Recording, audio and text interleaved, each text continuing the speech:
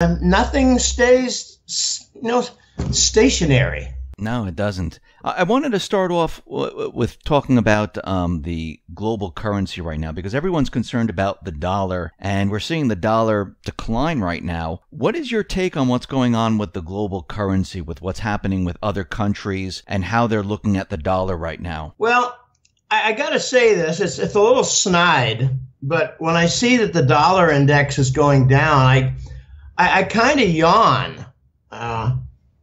What's it going down relative to? What's it measured against? So if it's going down, what's going up? And the answer is the euro. And now I'm coming to realize that we're seeing a phenomenon take place where all the BRICS nations' currencies are rising. That's Brazil, Russia, India, China, and South Africa. So it looks like we might have a long-term correction involved where for the last 3 years or 2 years plus, the dollar has risen relative to almost all currencies. Now that is undergoing a correction, but what started it a couple months ago was the euro. The French had their vote. I mean, they stole the election for Emmanuel Macron. They stole it fair and square. I love that phrase in politics. They can't do anything about it. Okay, so there was a relief rally in the euro, whereas it had been shorted considerably, just like what happened several months before with the British exit vote. It was successful. The French's was not. The French vote was not. So the euro started rising, and it gave some, I don't know how you call it, tailwind, motivation, whatever, for other currencies, the minor currencies, the intermediary currencies.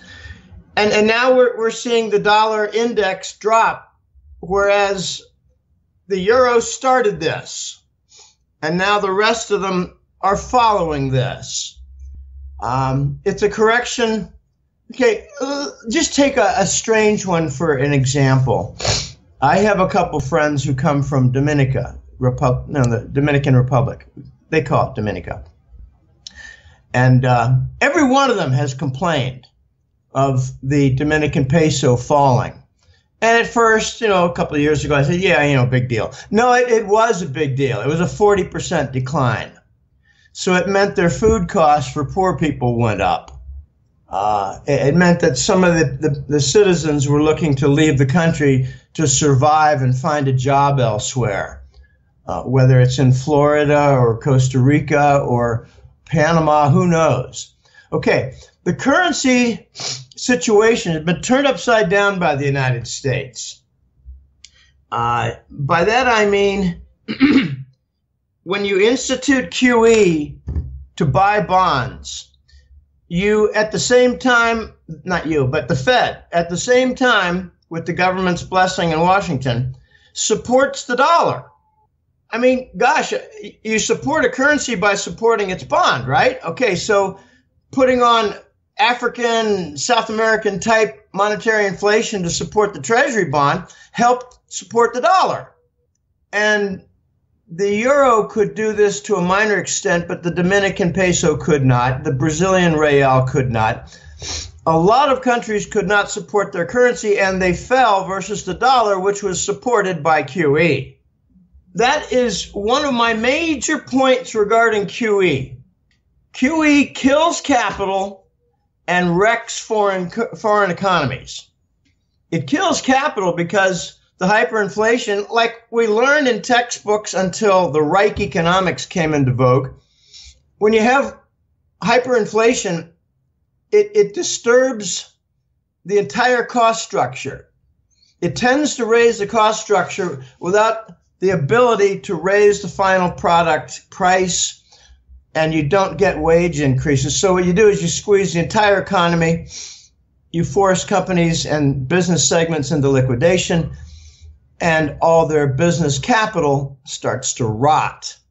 Okay, that's the effect of QE that's not talked about much in the Western press that likes to call it financial stimulus. It is, and economic destruction. Stimulate the financial center and destroy the whole economy. That's a fair trade in their eyes. But the other effect is to support the dollar at the expense of other currencies. So right now we have the dollar dropping in the index, but you got to look at what the index is. It's 52% the euro, 11% the Japanese yen. So it's a silly index. When I get messages from clients who say, look, the dollar is falling, I say, well, the only time it really matters is when it falls versus the ultimate currency of gold. And we're really not seeing that yet because this gold market is suppressed by historical means never seen by mankind. And, you know, it's really sad what's going on here, Dave. It's sad that we need to do these things to preserve the dollar, not its integrity, but its continuation. And the result is that the entire Eastern Hemisphere is rallying around China and Russia to make non-dollar platforms and to kick the dollar to the curb, to try to marginalize it, to slow down its monopoly, and eventually, this is a big forecast of mine, Dave, eventually the U.S. is going to say, we will acquiesce, we will permit a dual universe where the dollar has its sphere and the RMB has its Eastern regional sphere. So we're going to see a USD universe and an RMB universe coexist. This coexistence will, I think, gain a lot of support as an entity, cited as an entity. I mean, the press is going to say that the dollar managers are going to permit more widespread RMB use. And it'll be okay for a while, and the RMB will grow in its trade payment percentage, and the RMB will grow in its bank reserve percentage. Those are the two big percentages. And the United States will poo-poo it all, saying, well, it's just the RMB, it'll never go anywhere. But it will, because it's going to adopt the gold trade note, the gold standard, step by step. And when they do that, start the countdown on the dollar going away as the global currency reserve, and that will bring about enormous problems for the United States when they lose the global currency reserve. That's such an important point that 3 weeks ago, I wrote a public article on what the global currency reserve means. It's a concept not well known, Dave, and it's a concept that's going to be, I'm afraid, converted into a hot poker shoved up the U.S. rectum. I mean, is this why the IMF, I mean, Christine Lagarde came out, and when I'm hearing you talk about the dollar and the RMB, and we're going to have this dual universe, is this why the IMF said, well, maybe, in a couple of years, we might be moving our offices to China? Is that why they're looking at this? Because they realize that this is going to definitely happen? Well, the IMF is just one of the many pieces. You could point to the Asian Infrastructure Investment Bank. You can point to the CIPS, the Chinese Interbank Payment System. I think it's also called the Cross-Border Interbank Payment System. That rivals the SWIFT, bank-to-bank transactions. You could point to the BRICS New Development Bank. You could point to the One Belt, One Road. It's hard to describe that in a single word. I call it a cornucopia of projects and expertise coming to the table and funding. The IMF is just one of many things like that, one of many different platforms that either is non-dollar or is converting away from Washington power and influence. I like to point out that back in 2014, the United States began not to contribute to the IMF funding. And the other Western countries followed suit and also did not contribute to the IMF funding. And suddenly, China stepped forward and said, we'll fund it, and we'll control it. So the only funding party was China, and they started to make the IMF rules. And they started to make Christopher Lagarde's life a little bit difficult. I'm sorry, did I say Christopher? Yeah. That's right, yeah. Well, it's a man's name, I understand that. Yeah, Christopher Lagarde now takes orders from Beijing. So it's only natural that they might open up offices in Beijing because that's where all the orders come from. And IMF is going to be important because when you hear about things like the dollar losing its currency reserve status and an interim period where the dollar will have international usage, but Washington will not have control over it, like, say, with the FATCA rules that are so onerous, disliked, and costly for foreign countries. When you hear about all these things, you realize the international dollar is going to continue because, Panama, Hong Kong, London, Zurich, they will have dollars in accounts, Singapore too. So there has to be some kind of regulatory body over the non-domestic US dollars, the internationally floating dollars. And I've heard from many different sources that the IMF might take control of the international dollar when the United States loses control of its global currency status. Okay, so IMF is moving from its European offices. I'm not sure exactly where they're located in Europe. Is it Frankfurt or is it, I don't think it's Switzerland. Anyway, maybe Vienna, I don't know. I think it's Austria or Germany. But if the IMF goes to China, it only makes sense because China is going to be controlling through their IMF offices the international dollar when the United States loses the global currency reserve that 99% of Americans don't know what it is. When you say China is going to take control, is it going to be the yuan as the reserve currency? Is it going to be an SDR as a reserve currency? What exactly are you saying when the dollar is no longer the reserve currency? I think we're going to have a vacuum, Dave. That's when the dual universe will become an interesting concept. And there'll be a lot of questions, well, what is reserve currency? And you're going to hear, well, the dollar cannot be overnight dismissed as a reserve currency, but the RMB is building up its volume. By that, I mean banks are shedding their treasury bonds and buying more Chinese government bonds for their banking system reserves. But they will also be buying more gold bullion for their banking reserves. So when the dollar loses its global reserve status, you're going to see three in the dual universe. It'll be the dollar, the RMB, and gold.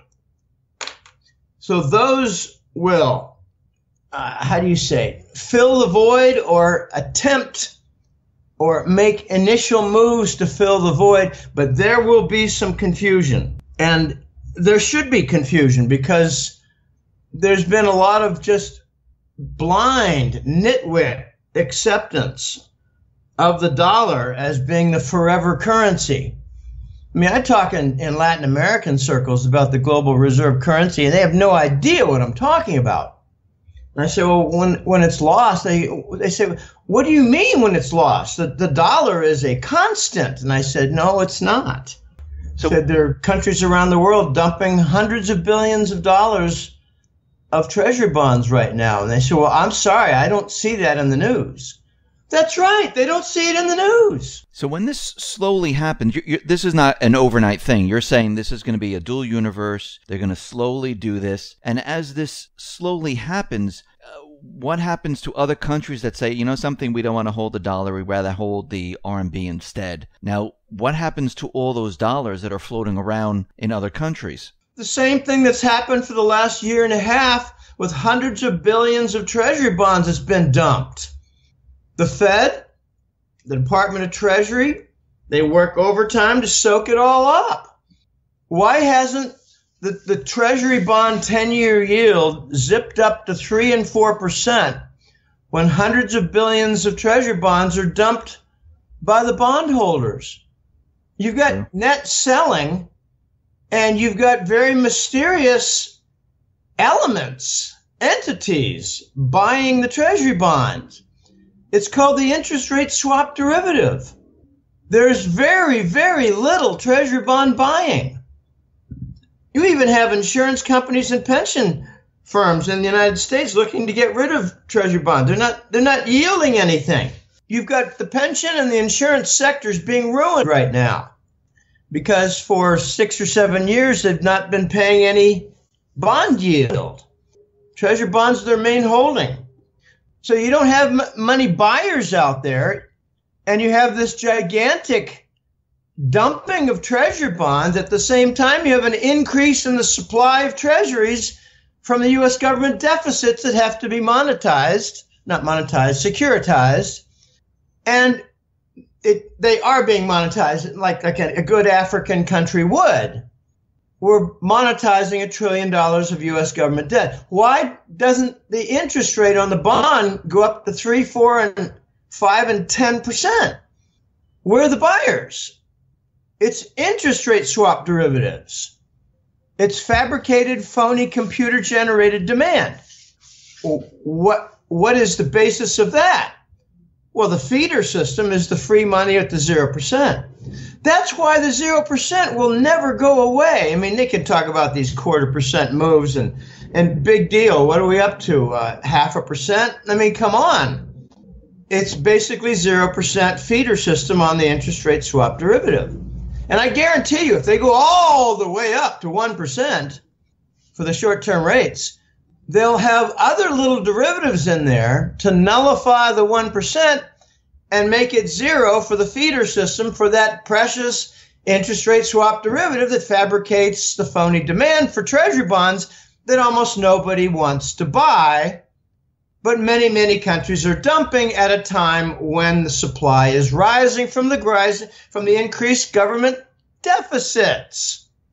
Oh, I tell you, the situation for the U.S. Treasury bond, it is a gigantic black hole that is ready to explode. I hear haughty, arrogant types say to me, "Oh, Jim, what you're describing, break down the treasury. It'll never happen because the computer control with all the derivative machinery is so powerful and so advanced and so experienced in operating that it'll just continue." And I say, well, what if the pressures are like 3 to 5 times greater? What if foreign countries start to dump in the hundreds of billions? It won't matter, Jim. It really just won't matter. And I say, well, I've been there before. It was called 2006 and the subprime bonds, and we were told they didn't matter either. No, it's going to break down. I don't know how and I don't know when, but the treasury bond machinery is going to break down. I wish I knew how it was going to happen, but you cannot have a vanishing act for buyers, while at the same time more and more pressure to fabricate demand. At the same time, legitimate holders of the bond dumping them in big volume, while at the same time the supply is rising. All of those are in the wrong direction. Every one of them should be pushing the treasury bonds and their yield to 5%. And it's not happening. So there's pressure building on the only device holding it together, and that is the derivative machinery operated by J.P. Morgan, Goldman Sachs, Citigroup, etc. And it's really sitting on the Exchange Stabilization Fund out of the Department of Treasury that gets no attention at all. I hope that answers the question. Yeah, I mean, there's many. I mean, you mentioned that, people say, oh, yeah, this can continue on forever. But the Fed is already saying that they're going to, start unwinding their balance sheet of like $4 trillion. Now, if they start to unwind this, if they're actually going to do it or not, they're saying they're going to do it, later this year. How will this affect the bond market then? Are they going to still continue to buy the bonds up as they're unwinding? That's the big question, isn't it? I don't think they're going to be able to unwind it. It's up to $4.5 trillion. And also the Euro Central Bank has, I think, close to $4 trillion. They're talking tough, Dave. They're talking like this is 2 or 3 decades ago when they could do such things. And the market could absorb it because the economy was more vibrant. It's not now. So they're looking to do the cardinal sin of central banking: raise rates and sell into a declining market. Not just a declining bond market, a declining economy market. This was one of the major factors for the Great Depression in the 1930 decade. That's right. We're about to do the same thing, or we have begun the same thing that caused the Great Depression. I reason that since the subprime bond problem hit, pardon me, that we've been in a recession and we've never gotten out of it. I don't care about lying economic statistics. Gosh, it's so plain. One of the funniest, most absurd statistics out there is not the consumer price index or the GDP economic growth. No, the most absurd one is the labor market, the jobless rate. They're boasting with the economy, and this includes Yellen, the Fed chair. They're saying, well, the economy is getting stronger because the jobless rate is down to 5%, 5.5%. No, that's the percentage of people collecting unemployment insurance. That's very different from the jobless rate. So when someone runs out of jobless insurance benefits, they no longer call him unemployed. They call him part of the, falling through the cracks, or discouraged workers who are no longer looking for work. No, if they're not collecting benefits, we are told that they're no longer looking for work and they're not jobless anymore. They're, living with mom, or they're living on a park bench in full contentment. Now, the unemployment rate is somewhere around 23%, just like it was during the Great Depression. Back then, they didn't falsify the economic statistics. Back then, they didn't even have jobless insurance statistics. So Clinton did something with Rubin's help to alter not just the consumer price index. They did some really neat tricks with that, but they altered the unemployment rate to basically merge it with the state level jobless benefit percentage. Now, one of my favorite little stories is what they did with the CPI. They introduced the different things like, substitute. If something goes up in price, bring in something else in the index that did not. And, my joke was, well, they'll bring in the Alpo dog food because that's a nice stable measure. So, remove the higher beef price, include the Alpo dog food price, and everything's the same. No growth in the CPI. But they did something else that was really mathematically clever. And this is not well known. The arithmetic mean is something very simple. You have 5 items, you add them together, you divide by 5. That's the arithmetic mean. But the geometric mean is not so well understood. You multiply those 5 things together and you take the 5th root of that product of 5 things. And, a little investigation shows you that if you got one item that just jumps, like up 12% in a 3-month period, but the geometric mean will not really jump much as a result. So they used a mathematical average. It is an average.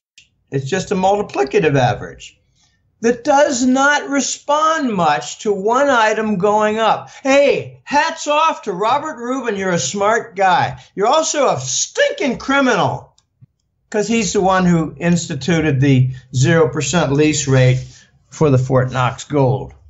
So Wall Street borrowed it, sold into the market, and that's how they brought down the real high interest rates that Clinton inherited Oh boy, I tell you, the U.S. financial history books are going to be very, very interesting, and I hope to write a few chapters. The Hattrick letter is a warm-up. We see the weak economy. This is what you've been talking about, that the economy is basically completely manipulated. A lot of the statistical information, like you were saying, employment, the CPI, GDP numbers, I mean, the stock market's completely manipulated. So we have all this manipulation going on, where, of course, the corporate media is telling everyone that the economy is strong. Look how great it is. Look at the stock market. Everything's fantastic.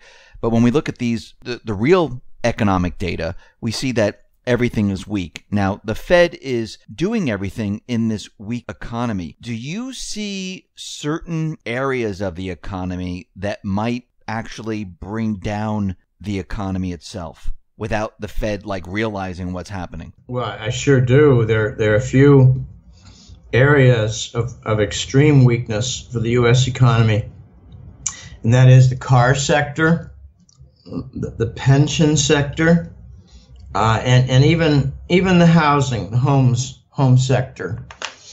And then there's a big one, the energy sector. But I would say that the two biggest in there are cars and energy. I made a forecast a few months ago. I said the oil price is not going to make it above 50. And it just will not stay over 50 if it gets over 50. I don't have the exact oil price right now. I realize that it has a concerted effort to get above 50 again, but I don't think it will work. And there's a really good reason why I don't think the oil price will stay over 50, and it's called Iran. The OPEC gang of idiots, all they do is they get together and argue and yell, and they don't agree on much. Well, they do agree on things, but it doesn't stick in reality. They leave, but they all dishonor the agreements they make. Like Nigeria said, we're not going to honor the OPEC output cuts. And there are a couple of other countries that has announced the same thing. They're not going to honor the OPEC output cuts. But Iran, my gosh, they had 80 oil tankers floating around, waiting for the sanctions to end, waiting for permission on the international oil market to sell oil and to accept currency. You know, we try to strangle these countries with sanctions, but they have workarounds and they end, and what's the result? Iran's dumping on the market, and they're not even subject to the OPEC agreement. So at the same time, you have the shale industry committing suicide in the United States. They need a low oil price to survive, but to survive, they need to produce shale-related oil. And the increases that they see with the output from the shale fields depresses the oil price. It's called economic suicide. Wall Street realizes they're in a bind, and the oil price has to be up to 60 and 70 in order for this sector to survive, and in order for the Wall Street energy portfolio not to completely collapse. But Iran is making sure the oil price will stay down.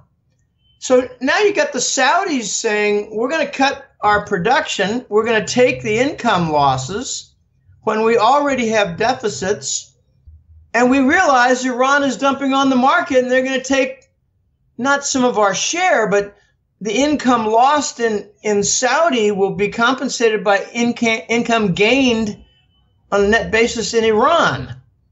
Oh my gosh, the energy sector is going to have another phase of big write-offs, losses, busts, bankruptcies, failures, bond defaults, etc. That's one of the biggest factors hanging over the U.S. economy. Another one is the car sector. For the first time in a long time, I'm getting scattered emails. I've had about 3 of them now. And Dave, you mentioned this too. You know of car inventory through channel stuffing, yes. Filling up big parking lots. I don't know, was it an industrial lot or was it a mall? It was in a public school. public school. Yeah. Okay. I have a personal experience with this. One of my old college roommates in 1992, I think it was, he had a Vermont Ford dealership, and he was a victim of channel stuffing by Ford Motors Company. I mean, they cite the agreement for the dealers that you must accept all that the dealer sends, all the inventory, all the vehicles, cars, truck, whatever. And my friend Rick was bankrupted because the economy went into the tank. I think this was the Iraq-Kuwait war. And demand vanished, supply got shoved down his throat. 3 months later, declared bankruptcy. And it was one of the worst things that he ever went through in his life, including his family. And he ended up moving to Boise, Idaho, which his son really liked. I mean, he's like one of my college buddies, so I stayed in touch. So the car sector is doing exactly what the housing sector did in 03, 04, 05. They're doing subprime lending. They're not doing income checks on the underwriting of the car loans. They're seeing a tremendous amount of cars being traded in with negative equity to buy a different car, like a new car, and the negative equity is shoved into the new car loan. So if a new car costs, has a loan of, say, $18,000, they're going to add on the $4,000 in negative equity. And it's even more to borrow, but they're trying to keep the rates down. And they're doing something else that's ridiculous.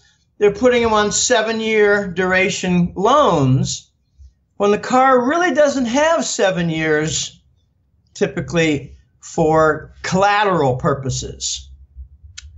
Oh my goodness. I remember when I was buying a car way back, after graduate school, times like that, they'd say, well, you want a 4-year loan or a 5? And I said, well, I'll make it a 5 because I'm probably going to pay it off early. And 5 means that the car payments per month are less. But they're doing 7-year now, and they're shoving down negative equity from the previous car. The number of cars with negative equity is alarming. And it's kind of like the negative equity in homes. And back in 2006 and 2007 when it all burst, but we were told that, don't worry, that'll always be okay. No, this is not always going to be okay for the car sector. It's going to break.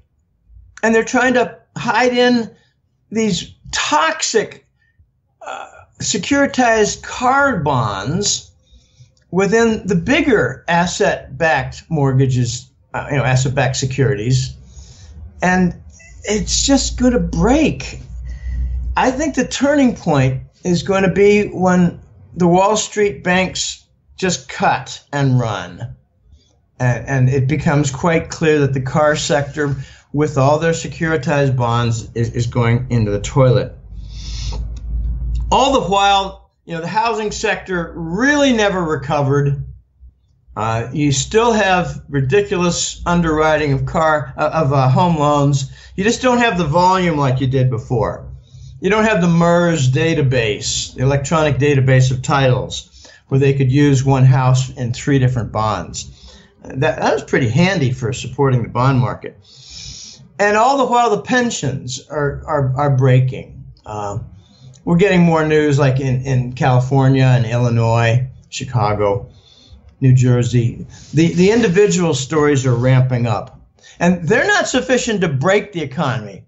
What they are is a signal of distress for the economy. I think the energy sector and the car sector are what we will see causing the damage that creates the crisis coming up. Jim, I want to go back to the energy sector with Saudi Arabia and Qatar. And I mean, you talked about that briefly. Now, Saudi Arabia, they're making deals with Russia. Qatar is moving closer to Iran. China's getting involved. When you look at this, why do you think they're moving away from the U.S. and moving closer to Russia, China, and Iran? 2 reasons. One is they see the petrodollar disintegrating. By that I mean the standard of selling oil universally universally for dollars, like treasury bills. They're seeing that standard fall away. They're seeing that standard disintegrate. And the second is they see the United States as being an incredibly broken nation, both economically and politically. They're seeing their partner pretty much politically and economically decay into a state of complete disrepair where remedy is not possible in a couple of years. The Saudis are seeing the United States as stealing from their own accounts.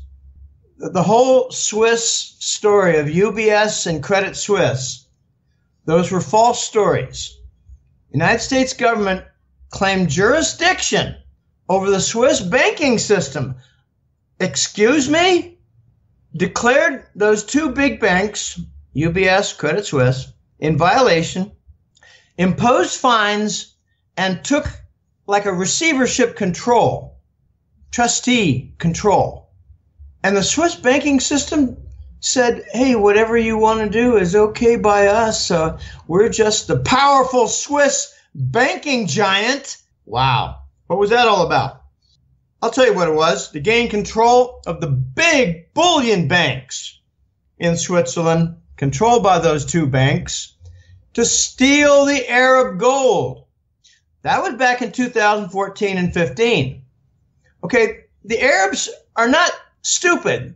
They're lazy and corrupt, but they're not stupid. They saw their gold was being stolen. And I think the Saudis were given a message a year ago that your $3 trillion of reserves is not going to be made available to you because it's the core for the Exchange Stabilization Fund operated by the U.S. Department of Treasury. You know, do some math, people. The Saudis were the big producing giant for 30 years. Do you really think they have only $160 billion in treasury bonds? Are you really that bad in arithmetic? Can you multiply a couple $100 billion or $150 billion in annual surpluses? Can you multiply that by 30 years? Can you do that kind of mathematics? Do you see that the Saudis had $3 trillion in reserves? Can you do that napkin math, people? In fact, they did something interesting on the Treasury International Capital Report, the TIC report. They now broke out Saudi Arabia. It's no longer lumped in with the OPEC oil-producing nations, or whatever they call them, the OPEC group. Now they're trying to make it look like the Saudis all along had 160 billion in treasury reserves. Well, more like 3,000 billion. If you can do the simple math of accumulating 30 years of giant surpluses. If they called it the petrodollar as the petro surplus recycling, then where was the recycling done and what was its volume? Didn't it have to be giant? Well, yeah, it was giant, and it was from Saudi, and it's a whole lot more than 150 billion. Okay, so the Saudis are realizing that they're never going to get their 3,000 billion back in treasury bonds. They're realizing that much of their gold reserves in Switzerland were stolen.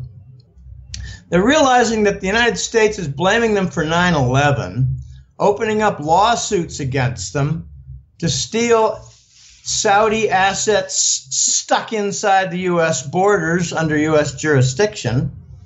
So they're looking for some new friends. And this charade a couple months ago of Trump going to Riyadh, Saudi, and proclaiming a giant arms sale. Oh my gosh, look at the details. I wrote a public article on that back in June, calling that a farce. I said there are 4 or so possible explanations for what was going on, really. And turned out that it wasn't any new arms deal at all, just a repackaged Obama administration arms deal. But there was more to it than that. I think it was some of the, the older weapons that the United States wanted to get rid of, and they're just shoving it through the Saudi channel in order to resupply ISIS. This is a joke. What do you say we move to the whole Qatar issue, Okay. Dave, and try to focus on some of that, and that's not really directly pointing to the Saudis and their collapse situation and their collapsed relationship with Washington.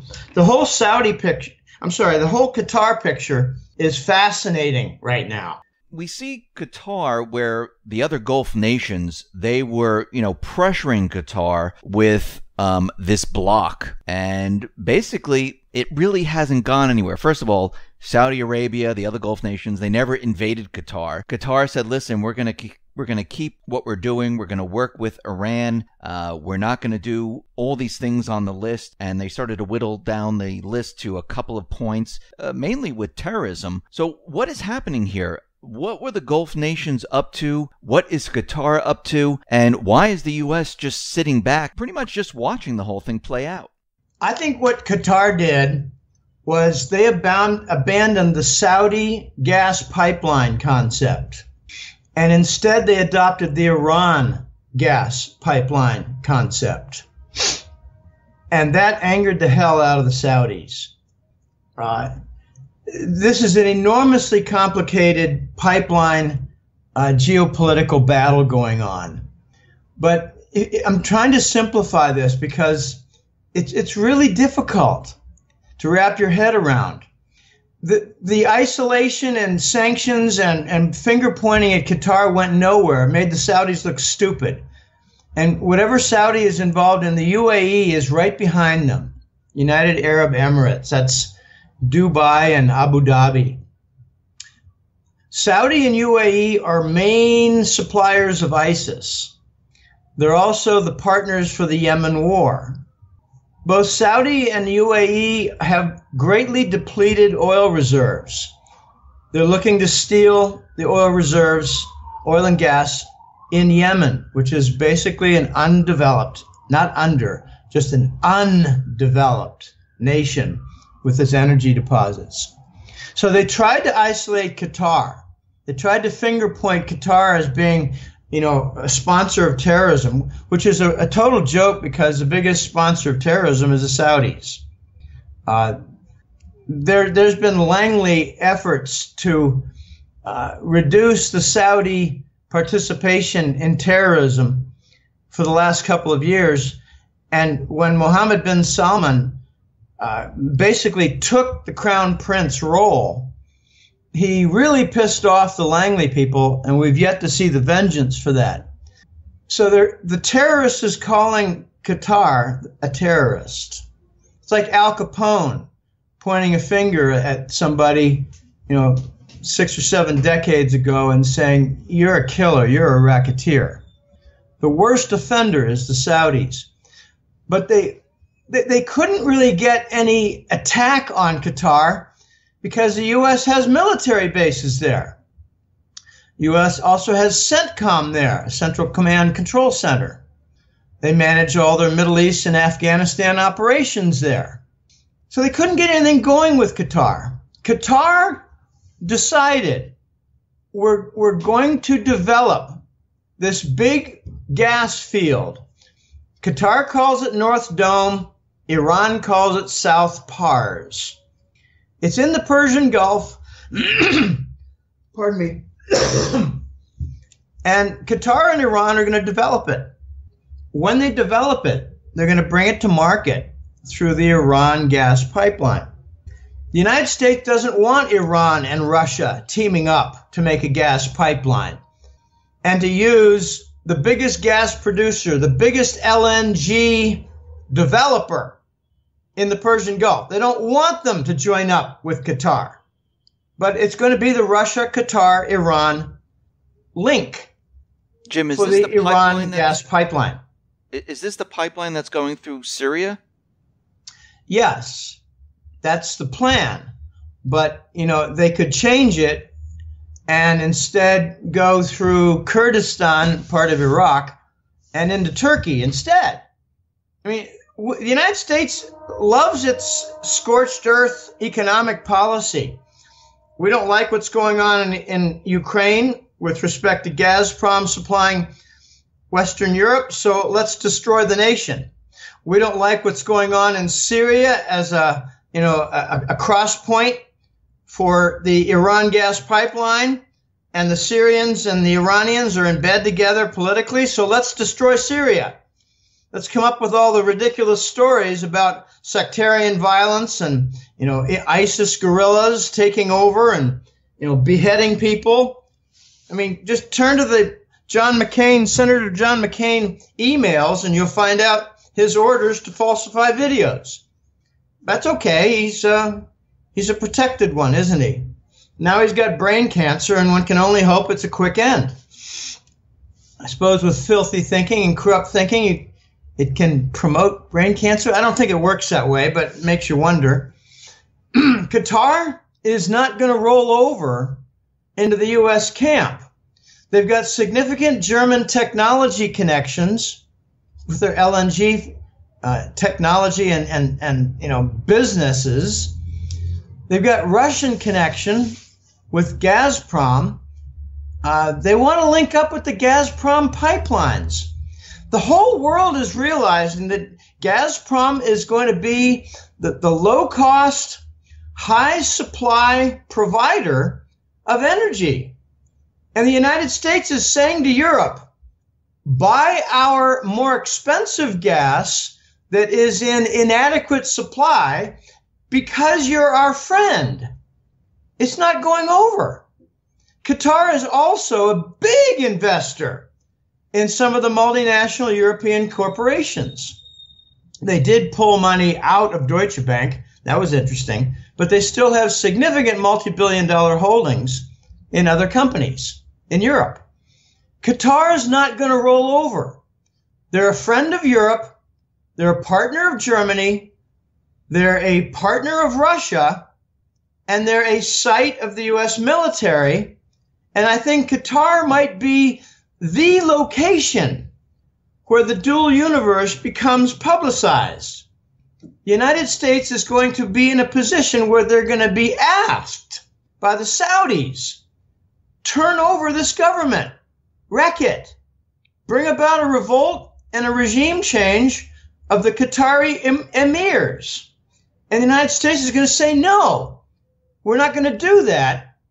We're going to have peaceful coexistence with the Chinese RMB, and we cannot stop the Iran gas pipeline that's going to connect Qatar and Russia's Gazprom and hit the market probably through Turkish pipelines. Just look at what happened with Ukraine. We broke up the pipeline network there, and Russia turns around and says, we're going to build Turkish Stream. And it was off for a while, but now it's on. And even Bulgaria is in favor of its connection. Bulgaria is critical here. Little known fact about Bulgaria is they, under pressure from Washington, blocked the Turkish Stream construction from Russia through Turkey into Western Europe. But Bulgaria contained the inventory of the pipes for the pipeline.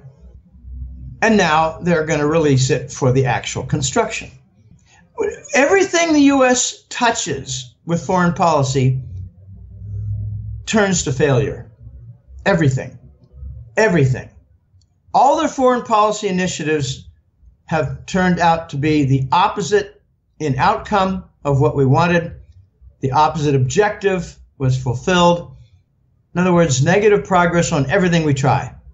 Push against the wall crushes you in return.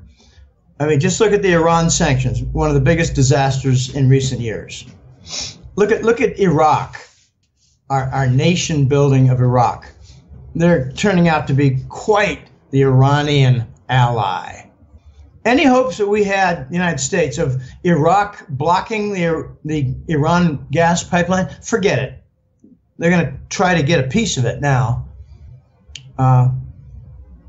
The leader of Iraq is now making openly critical comments about the United States and its stupidity, corruption, and failure of policy.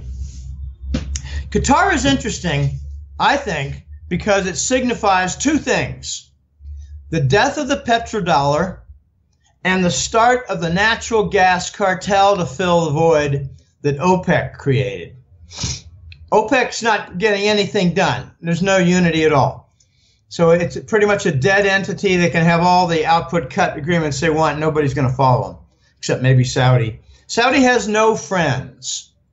They're so without friends that they had a little war with their own partner, UAE. UAE is their partner for ISIS supply and training and, troop formation, troop recruiting. But UAE is also the partner of Saudi in the Yemen war. The division of labor goes like this. The UAE supplies some soldiers, but they hire a lot of mercenaries. Most of them are Australian. And the Saudis don't really want to get involved with the ground level troop activity, so they supply the Air Force cover. They bomb, they bomb the hospitals. I'm sorry, they bomb the field positions.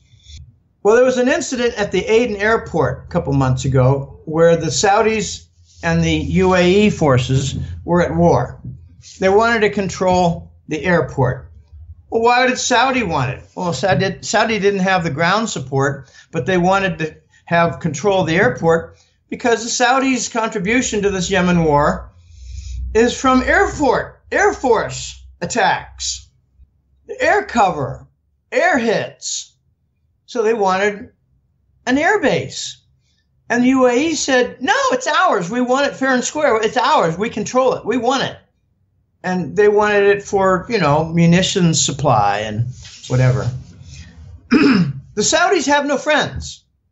And when they started attacking Qatar with words, it was pretty clear that very few countries even spoke favorably to support Saudi. And I hear that Egypt is their buddy. I don't really think so. I don't think Egypt is their friend at all. Egypt is really teaming up with Russia. They've got some energy projects that are starting to come online. Egypt might become a net seller before long, and look for them to join in on the natural gas cartel. This is going to be very important. It's Russia, Qatar, Iran, and the natural gas cartel. Dave, I'll leave you with a question on this topic. What currency do you think they will use for the natural gas cartel? Most likely not the U.S. dollar, either the yuan or the ruble. But add in the gold trade note, because I think that's where it's going to come. That's where it's going to arrive. So to bring this full circle here, we started out with you discussing the dual currency, and now at the end of our conversation here, we're talking about the death of the petrodollar, where these countries, Iraq is, they're getting closer to Iran, they're getting closer to Russia, same with Egypt, Qatar, and they're looking to build a pipeline because it looks like, the Middle East is falling towards Russia and China and away from the U.S. So as the petrodollar dies, we talked in the past about a local currency here in the U.S. Do you still see that happening when the dollar starts to, wither away? Yeah, I think you're referring to the domestic-only dollar that is destined to come.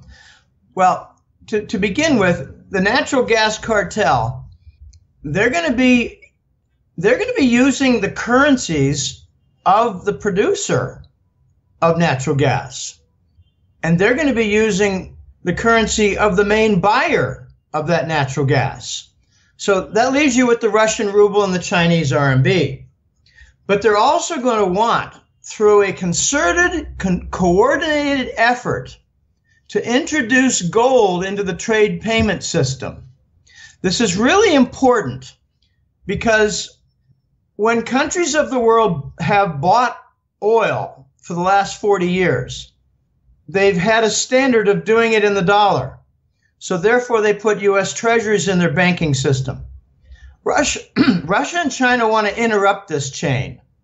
So they're going to be looking to see that RMB and ruble are used to buy the natural gas. So the countries in the Eurasian trade zone that are involved within the reach of this natural gas cartel are going to realize we don't need treasuries anymore. And the dumping just accelerates. The dumping is enormous. It's $400 billion worth of treasuries in the last 12 months. And each month that comes in, they drop off the last, they bring in the new, and the last 12 months is even greater than the previous last 12 months. It's a running last 12 months total. It's getting worse. And it's going to get a lot worse when countries realize they don't need the treasuries to buy oil and gas. And that's the essence of half of the equation for the global currency reserve. Trade payment on the one side, bank reserves on the other. If you don't need the dollar for trade payments, you don't need to store the dollars in your banking system. So countries are going to dump treasuries. I look for key intermediate players like South Korea. What are they going to do with their treasuries? I mean, they've got the giant conglomerates. They're called Keiretsus in Japan. They're called Kaibal in Korea. But they got Samsung. They've got LG. And what's the third? Oh, Hyundai. They got three giant conglomerates. They're an export giant. Not giant. They're an export power. And they're stocking up reserves. What are they going to do with their treasuries? I think they're going to swap them out for Chinese government bonds and gold bullion. We're about to start a wave, Dave, pretty darn soon, where nations predominantly in the Eastern Hemisphere are going to dump their treasuries for gold because they're going to realize something on a practical side. There's not enough there's not enough government bonds denominated in Chinese RMB. It points out one of the great paradoxes of the currency system and its foundation. The United States has no problem supplying treasuries in enormous volume because we got so much debt. The Germans have the opposite problem. They don't have enough German government bonds to go around when people regard them as safe and secure and a great safe haven. So the demand ends up turning the German bond yields negative. The U.S. government doesn't have that problem. They have the luxury of enormous amounts of debt, enormous amounts of securitized bonds. So we can produce a toxic foundation for dozens and dozens of country banking systems. Wow, how nice. Okay, the breakdown point for the global currency reserve status to be lost is trade payment, Dave. It's trade payment. And the big event coming is the Chinese will win an agreement to pay in RMB for Saudi oil. U.S. has probably told the Saudis, if you do this, we're going to start to kill you guys. You do this, we're going to unleash our terrorist weapon inside your country. You know, always blame it on the Shiites, right? Right. The Chinese are using leverage. They've been buying less of the Saudi oil each year, forcing the Saudis to look for new customers while they have some deficits to deal with. And the Chinese are saying, well, we're just going to buy more Russian oil. Sorry, we can pay in RMB for that. And the Saudis are going to eventually say, all right, you can use your RMB currency to buy Saudi oil. Okay, we give in. Oh my gosh. So the main partner, the main foundation partner element to the petrodollar, Saudi Arabia, is going to allow some of their oil sales in RMB. If that's not just one, but say a handful of coffin nails for the petrodollar, I don't know what is. Because two things are going to happen after that. Other Gulf oil producers are going to say, we'll do the same. Kuwait, Oman, Bahrain will say, we'll take RMB for your Chinese purchases. Iraq will do the same. Iran already does. The other side is going to say, from Southeast Asia, well, if China can buy oil from the Persian Gulf, the Gulf region, in RMB, we in Korea, we in Malaysia, we in Taiwan, we want to do the same because we don't want to hold these treasuries when the central bank is printing $1 trillion to monetize U.S. government debt. We don't want our banking reserves to be in a currency where their central bank is monetizing their debt like an African or South American country, because that's not going to have a good outcome, and we don't want to be a victim when it all breaks down. So Southeast Asia is going to want to buy oil from the Gulf region in oil, and the other Gulf producers are going to want to sell it in RMB. That is going to fracture the global currency reserve system in the entire Eastern Hemisphere. I hate to call it Asia because it's so much bigger than just Asia. It's Eurasia. That Eurasia concept is creeping in toward Europe, and they're capturing Eastern European countries one by one. And of course, that means they will not capture Poland until everything kind of breaks down. Poland has not found itself on the right side of history for, what is it, 100 years, or is it 1,000 years? I don't know. The Polish just can't seem to recognize the loser in the room. They team up with it.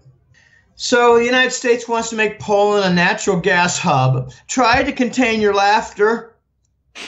When the United States will supply it with expensive gas and in inadequate supply. Congratulations, Poland. You just teamed up with the loser in the room. When all this happens, Dave, you're going to see the trade payment standard fall by the wayside, and that is the dollar in the form of the Treasury bill for payment in trade. And the primary market is oil. Whatever oil dictates in the rules for the game, the rest of the international market will follow. By that I mean, if RMB is used more for oil payments, then the RMB will be used more for grain and cement payments, and for coal, and for timber. And then it's the international contracts. And Euroraj made a great example. They said, Jim, imagine $1 billion annual information technology contract from India to an Arab nation. The contract is written in dollars. Well, that's going to change. The contract will be written more and more in what countries are paying for oil. So that's why the Chinese deal coming up, it's already in the works. They're arguing about it. The United States is in the back saying, we'll stick a knife in your neck if you do it, you Saudi royals. And the Saudis are saying, we have to. We got big deficits. We're losing market share in sales of oil. And that could bring about the U.S. white flag that I call the dual universe, where they say, well, we'll let the RMB universe live because we don't think it's going to go anywhere. And that'll be their next error because it will go somewhere. When the trade payment system breaks, Dave, and the dollar is no longer the universal, uniformly applied standard, the United States is going to face an incredible nightmare that they cannot bring in import supply to the U.S. economy and expect the producers, whether they're Asian, like China, or emerging market, they're not going to take the dollar. So we need a different dollar, one that can be discounted. I love that word, discounted. Well, the other word is devalued into oblivion, But, just 30% a year for a while, or 30% every 6 months for a while. That's what the new dollar faces because of its fundamentals. Here's a simple question for you, Dave. What percentage of Americans realize that we're running over a $500 billion annual trade deficit, and that'll have an effect on any domestic-only currency? What percentage of Americans understand that phenomenon? I'm going to say 0. I'll be generous and say half of 1%. The dynamics and fundamentals for the U.S., when you strip away the global currency reserve status, are a nightmare.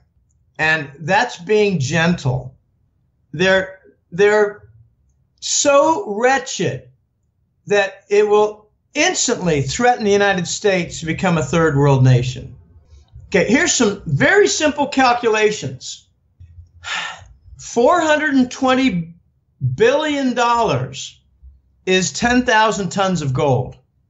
We've got a trade deficit bigger every year. So whatever we back our new dollar with is vulnerable for forfeiture in the equivalent of more than 10,000 tons of gold a year.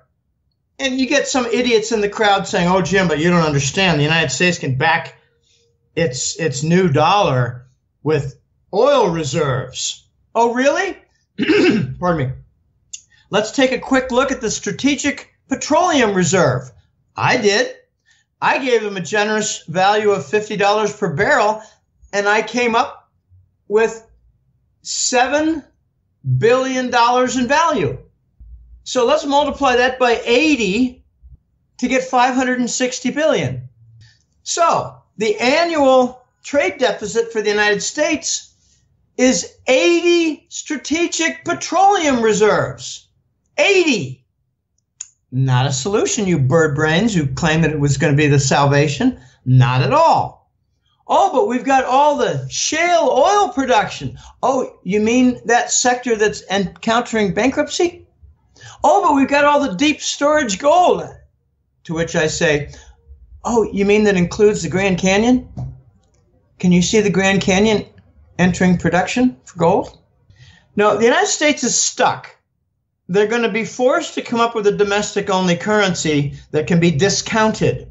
And it will be discounted. I'm thinking out of the gate, okay, here's what the Chinese said 3 years ago. You need to come up with your own currency and devalue it by 50% out of the gate. And the United States says, we can't do that. We'll do a Ukraine war instead.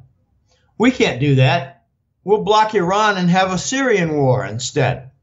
We can't do that. We'll ramp up our derivative machinery for the interest rate swap derivatives. These are the things we do well. War and bond fraud with machinery. Okay, so the United States said to China, we can't do a 50%, but when we do finally launch the domestic-only dollar, I call it the new Scheiss dollar.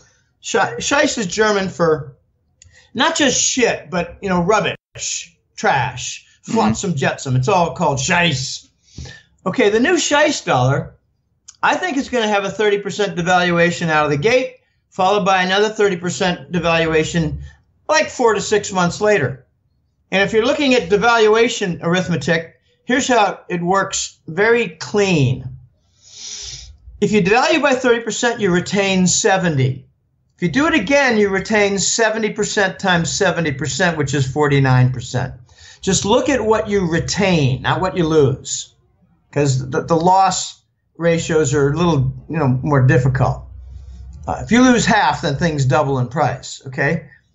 But if you retain half, just look at it as retaining half. So, you lost half, and everything costs twice as much. But if you have a series of devaluations, look at what you retain and multiply them together. So if we do back-to-back 30% devaluations of the new dollar, we're going to have roughly that same 50% devaluation. What does that mean? It means everything you import is going to cost twice as much. It's not going to be that simple. And I love giving the car industry as an example because cars have hundreds of components. Look at Chrysler over the years. They've been a big importer of Mitsubishi motors. I mean for motors, engines. So when the devaluation occurs, Dave, there's going to be a lot of hubbub about, well, buy American. Then the difficult question is going to be, what is American that has the American label? What is American? And the good example is going to be the car industry. And I wouldn't be surprised, but I think Ford has the lowest foreign components in their cars. Not sure about that. I mean, you get some very interesting little examples, like glass suppliers are springing up in Michigan, in Ohio, that are Chinese owned, but they're on U.S. soil with U.S. workers, and they're paid for in U.S. dollars that stay inside the country. So, okay, that's buy American, made in America, but, Chinese landlord, if you will. And it will become quite clear which U.S. automakers have the foreign component. Ford and General Motors have big Mexican operations. So the good question is going to be, when the dollar is devalued for the new dollar, the new Scheist dollar, what happens with the Mexican conversion? Because many of the vehicles with U.S. labels are made in Mexico. Oh, it's going to be weird. It's going to be very, very weird. It's going to be really interesting, but deadly, Dave, because the new Scheist dollar is the third world country currency.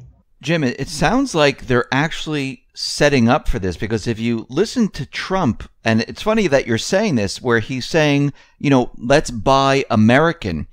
It looks like he's already priming the people for what is coming, because what you're saying is the imports are going to be very, very expensive. We're going to have to produce here in the United States, and we're going to have to buy our products within our borders and create the products within our borders. Well, yeah, but what is Trump doing to produce more in the United States? Nothing. I mean, he talked about his $1 trillion infrastructure program during the election campaign last year.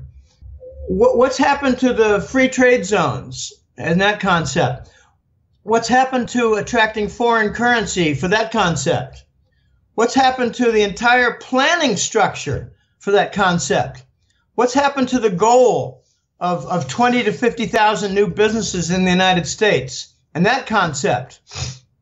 For the first, it was nothing. The second, it was nothing. The third, it was nothing. The fourth, it was nothing. And the fifth, it was nothing. It's a big nothing. You can't sell that which you do not make. You can't sell to Europe gas supply that you do not make. You cannot buy American that which you do not make. And the United States has had a generation, 30 years of outsourcing its industry. Trump wanted to bring it home. The only thing he's permitted to do is more wars and more weapon sales, or at least the charade of more weapon sales. We need a national initiative to reindustrialize the United States, to make its manufacturing and industrial sector double what it is now, like it was in the 70s. Trump's done nothing in that regard, and I don't think the Congress will permit him to do anything in that regard. That's how messy things are. We need to drop the corporate tax rate. We need to increase the free trade zone incentives, and they're typically a reduction of the first 3 years of property tax and income tax. No, we'd rather have a new war. We'd rather have new sanctions against Russia. We think this is good. We're dumb as hell. We haven't had good foreign policy or economic policy, since 9/11. Came to power in 9/11. They actually came to power with Clinton. The fascists destroy their host. The fascists defraud their allies. The fascists rely on war. The fascists permit internal fraud. It all results in a systemic breakdown, Dave. And that's what we have. Jim, how do you think they're going to spin the devaluation of the dollar? I mean, they just can't come out and say, hey, listen, the dollar is going to be devalued by 30%. Just deal with it. Easy. The dollar is going to be devalued to attract foreign capital. The jobs will come next. And we finally will be able to finance our debt with more foreign investors. But primarily, Dave, the answer to your question is more foreign investment from inducements and incentives, and we're going to cut our regulations in order to help that along, and it's going to result in a lot of new job growth. Of course, your manager is going to speak a foreign language, but that's okay. And by the way, we're not going to tell you that the fringe benefits will be near zero, but there'll be a lot of new jobs from the devaluation of our new dollar. And we want everyone to celebrate our new dollar. It'll be wonderful. Let's have some new songs. Let's put balloons out. Let's release balloons for our third world currency. Our country has become a wrecking zone. The new dollar will permit higher import costs, will reveal the components being foreign made of many products, in particular cars.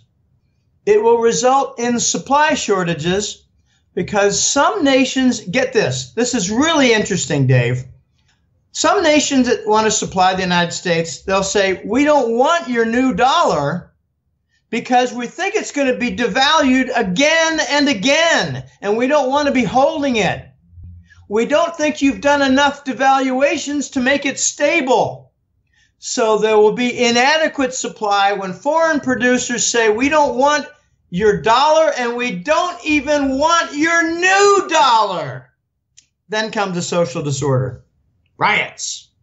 Food centers, fuel centers like gasoline, diesel, and ATM machines. Violence in all three. Food prices. Oh, but the United States is a giant food producer. Oh, they used to be. Are you aware that it's over 50% imported now? I like telling a story that back 15, 20 years ago, I used to run through the supermarket, in the winter months and look to see how many different vegetables had foreign stickers on them. Well, that's a funny looking little tomato. Oh, look at that. From Chile. That's a funny looking pear. Where's that from? Oh, South American country. Chile is big. Foreign food supply is going to jump in price. If we are 50% domestic producer of food, like fruit and vegetables, then if the dollar drops a certain percent, then put in half that as a factor for raising the food prices. A 30%, I'll be a little bit more specific. If we have a 30% devaluation, we retain 70. Okay, lose half that. We retain 85. Okay, 85. 1 over 0.85. What is that? I don't have it exactly in my head, but I'm thinking it's probably like a 20% price increase for food. Okay, that's one of the better stories because we produce half the food. For cars, I think there's going to be some real big, ugly surprises. Toyotas are going to jump in price. Hyundais are going to jump in price. But you're going to see the big three rise in price more than people expect because of foreign components. The America First concept, it sounds all good. It's great for producing a sign. It's great for making a nice slogan. But the reality is we need to make more. I remember seeing in Costa Rica a couple of years ago a billboard that caused a second look. It was, let's make things, the sign said in Spanish, let's make things of high quality to assure the exports. So Costa Rica was realizing at the government level they needed to export more for the hard currency. This is going to hit the United States. We need to export more. We need to increase the existing free trade zones in almost all 50 states. We need to give them incentives, like cutting their property tax and income tax for a period of time so they can hire more. But they're going to hire with very, very small fringe benefits. There are lots and lots of examples, and I've cited a few in past hat trick letter reports. Lots of examples. But we need more of that. Trump's not doing it. Trump's not on that theme anymore.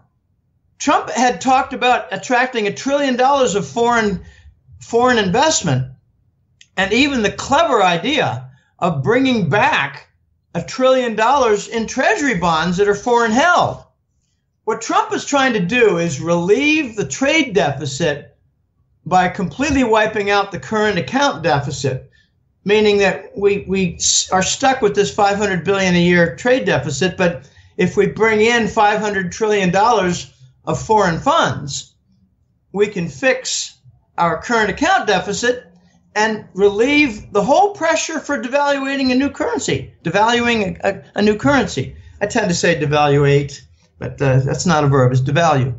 I get some nice email once in a while. Dave, it tells me, Jim, you made a mistake here. Jim, you used the wrong term there. Okay, well, thanks. I don't say, well, screw you. It's my show. No, I say thanks. I learned something there. So the verb is devalue. The United States needs to remove the factors that force devaluing the new dollar currency. We cannot get around this. I get amused, Dave. Seriously, I have quite a lot of laughter here in my work. Once in a while, I'll read an article from a different kind of journal, something coming out of the fringes of Europe or, whatever. And they'll mention the pressures are strong now for the introduction of a new Scheist dollar. I'm sorry. When I laugh, I have to cough. It's one of the effects of getting over this nasty flu, where I can honestly say I'm 99-point-something% past my nasty flu. I've got a little residual effect of, minor raspy damage to my throat. But the term new Scheist dollar is getting around, and it's kind of funny. I coined it, and, some readers might not even know what Scheist means, but it means shit. It means garbage, the new garbage dollar, the one that's going to be devalued repeatedly. I hate giving Venezuela as an example, but that kind of pressure is coming to the United States. It's going to be on a larger volume scale. If we must have a U.S.-only dollar, that does not mean that it can't leave the country. It just means that it is the official currency of the country and that we have the right to print it and control it. And it's not going to be the current dollar, because the current dollar has other functions for global contracts, for global sales, and for global banking reserves. I guarantee you the new Scheist dollar will not be used in global banking reserves. They're going to be standing back to watch to see how much devaluation it suffers. They're going to be sitting back to watch what does the United States do as official policy to relieve its trade deficit. In other words, to rebuild its industry in order to export more. Every month we have new trade deficit statistics, imports and exports. We need to export more. And when we do, we're going to realize, well, gosh, we don't need to import as much because we're making more here. Try to buy some household goods or clothing and try to buy American. Where have the North Carolina textile mills gone? Shut down. Try to buy housewares or clothing that's not made in China. Good luck. I sometimes go into stores here in Costa Rica. I don't buy stuff. I don't need things. Not much. I look to see where are these things sold? Where are they coming from? You buy a fan, it's made in China. I just bought a bunch of shirts. I came across for some reason, the Walmart here just started to carry the polo shirt, the informal short sleeve shirts, nice design. I love them. I bought 7. They're not made in the United States. You buy a tool. It might have a U.S. name on it, but it's not made in the United States. The United States thought that they could become a finance center, a finance-driven economy. And Greenspan said we're offloading the risks with derivatives. It's all good. It's all fail-safe. And then the Lehman crisis struck and made Greenspan look like an idiot. But he still gets those speaker fees because there are idiots out there who don't understand economics. No, the United States is in, I'm sorry, Dave, to say, but the United States is in an intractable situation that cannot be resolved. We need a 4, 6, or 10-year period to resolve things after reforms are put in place. And we haven't even begun with the reforms. Jim, how close are we to this happening? Well, I translate that into a question of how close are we for the Chinese to buy Saudi oil or Gulf oil in RMB terms. How close are we? Because that's the first step to losing the global currency reserve status on the trade payment side. I'd say we're within 1 to 3 months away of that event. The pressure's building in a big way. Okay, I focus on that because that starts the chain reaction. It's the biggest event facing the petrodollar in years and years. I don't like to say a generation, but in many years. Because when the Chinese do that, the other Gulf countries, the producers, are going to want to sell in non-dollar terms, and the other Asian buyers are going to want to buy in non-dollar terms. And that starts the whole process that undermines their banking reserve system. So when you say, when is it going to start? I look to see the first event. The first event is the Chinese buying Saudi oil in RMB. I think it's going to happen this year. It could happen before Labor Day, September. It probably going to happen in a few months, 2 or 3 months, something like that. I don't know, but it's not stoppable. And the Saudi, just look at the Saudi finances. Okay, here's an event. This is a very, I think, a clever form of thinking. Look at the Aramco IPO.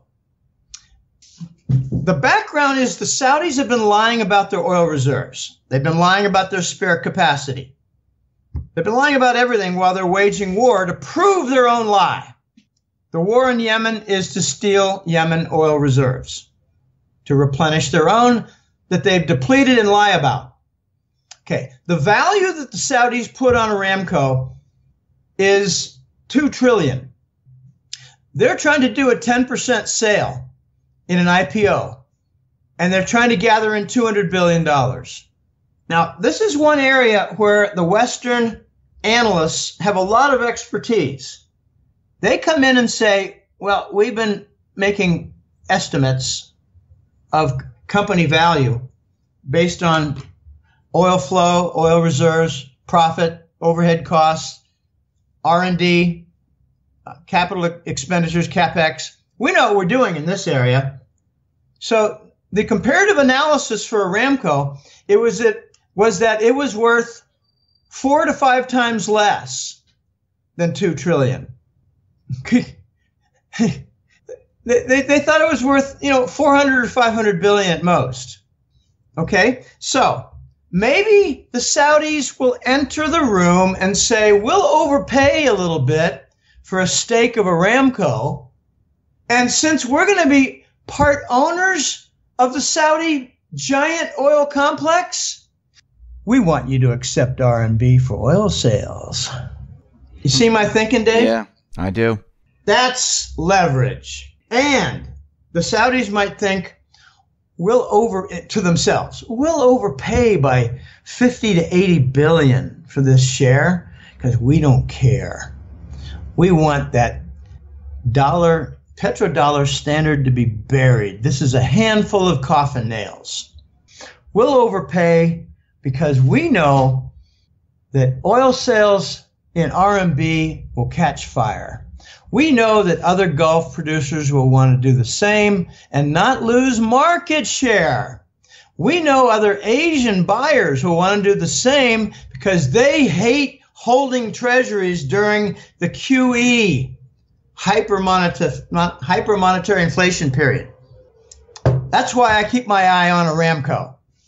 And the sale is going nowhere. The controversy is building. The debate is growing. And it's funny to watch. Jim, thank you very much for being on the X22 Report Spotlight. Once again, how can people see your work? It's on www.goldenjackass.com. You know, I just did issue number 160 for July. My gosh, time flies. It's been over 13 years. Been a labor of love. It's been a bit exhausting at times, but it's not hard to refresh and recharge the jets. On the website, there's a free public domain page. It's called Maine, and it includes a lot of interviews like this and public articles. And I've started to write a few more public articles lately, trying to make them shorter. I wrote one recently on the natural gas cartel and how it fills the OPEC void. I wrote another on the global currency reserve, what it means and what the implications will be toward losing it. I'm going to try to do shorter, very pointed, important articles like that. But anyway, the website has a free page of interviews and public articles, but it's also the home of the Hat-Trick Letter. And that comes in the form of 2 monthly reports. It's the Global Money War Report, the defense of the dollar, how it has really become a war to defend the standard, the global currency reserve. I call it the King Dollar and its reign of terror. It's financial terror. The other report is the Golden Currency Report, a lot more data on gold supply and demand, mining, but I include the oil and the petrodollar in there, and I also include the Eurasian Trade Zone developments and One Belt, One Road and all that. So there are 2 monthly reports, and there's a free page for lots of informative things for those who are looking to get some background or looking to bolster their already decent knowledge base. But I invite people to sign up for the Hat-Trick Letter. I love mentioning my 2 favorite compliments, Dave. One is I was a Hat-Trick Letter subscriber from 09 to 13. And I went away looking, just to see other comparative newsletters. And I wish I never left because I am back and it was a mistake to leave. The other compliment I get, I love them both, is that I was listening to your podcasts and looking at your public articles, and I figured, well, I don't need to pay. But finally, out of curiosity, I signed up for the newsletter, and I wish I had 2 years ago. It's chock full of all kinds of interesting things and neat graphics and quotes from your colleagues and explanations of your forecasts, and I wish I hadn't delayed. So I invite people to go to goldenjackass.com, bounce around, and sign up for the newsletter. This gold suppression, Dave, it's not going to last much longer. And when the dollar loses its global currency reserve, the whole game changes and they won't be able to suppress gold anymore. Everything's going to change. I agree with you. Everything's going to change. And by the way, I'm going to put all the links at the bottom of this video.